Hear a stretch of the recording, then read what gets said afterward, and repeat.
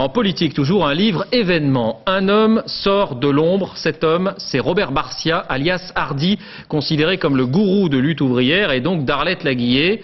Derrière le sourire de la porte-parole, on s'est souvent interrogé sur le goût du secret d'une organisation qui impose des règles de vie très strictes à ses militants. À l'occasion de la sortie de ce livre, l'une de nos équipes a pu rencontrer en avant-première Robert Barcia. Il répond à toutes les questions. Dossier signé Jeff Wittenberg, Dominique Bonnet. On ne connaissait qu'une seule photo de lui. On ignorait jusqu'au son de sa voix. Et même son nom le plus connu, Hardy, n'était qu'un pseudonyme.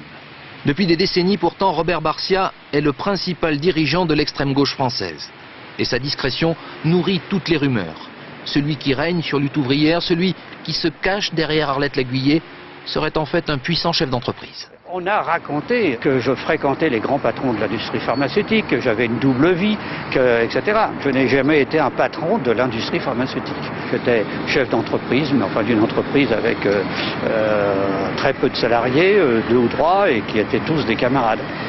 Robert Barcia dirige donc Lutte ouvrière, dont le vrai nom est l'Union communiste. Mais de ce parti, les Français ne connaissent depuis 30 ans qu'un seul visage.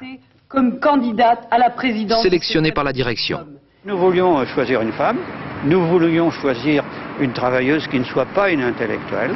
Nous souhaitions d'ailleurs qu'Arlette Laguiller plaise, oui peut-être, mais parce qu'elle disait, parce qu'elle faisait, et plaise aux femmes plus qu'aux hommes. À Lutte ouvrière, tout est un peu mystérieux, en tout cas différent.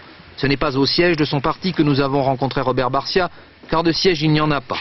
C'est ici la maison d'édition du journal Lutte ouvrière. De même, les congrès de ce mouvement sont un peu particuliers. On sait, y compris dans la presse, que c'est chaque année le premier week-end de décembre. Et on peut y assister? Est-ce que... Non, pas la presse.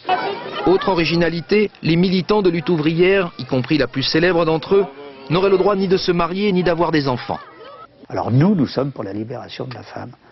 Et le mariage est une forme d'aliénation de la femme. Nous disons à nos camarades, faut savoir que si tu milites de telle façon, tu vas avoir des enfants, des problèmes en ayant des gosses. Maintenant, on ne l'interdit pas. Lors de la dernière élection présidentielle en 2002, Arlette Laguiller fut la seule candidate à appeler au vote blanc, à ne pas choisir entre Jacques Chirac et Jean-Marie Le Pen. Encore une singularité, assumée par Robert Barcia.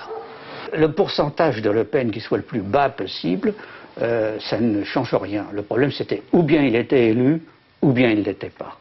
Mais ce qui me gênait, c'est que le pourcentage de Chirac soit de 82%. Ça, c'est gênant.